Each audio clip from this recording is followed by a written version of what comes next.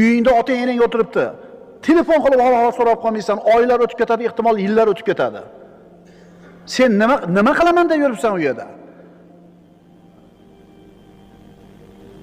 Silay rahim, qarindoshlikda holidan xabar olishlik. Hech bo'lmasa telefon qilib opangizga, xolangizni, ammangizni, tog'ingizni bir so'rab qo'ying. Mana rizqni ziyoda bo'lishiga sabab bo'lgan ish. As-sodiqul masduq bo'lgan payg'ambarimiz sollallohu alayhi vasallam aytibdilar. Musofir yurganlar, tirikchilik deb safarga chiqqanlar, ibodatni ado qilaman deb yuribsizlar. Bola chaqani boqish kerak, ibodat. Lekin ota-onalarni esdan chiqarib qo'ymanglar. Shularni duosi, shularni sizlarga qilgan xayr duolari sizlarga barakot bo'ladi. 10 yildan beri yuribdi, bitta chek qila olmadi. 15 yildan beri ishlatib, bitta tom yopa olmadi. Qarasang hech narsa qilgani yo'q, yeb ichib yuribdi.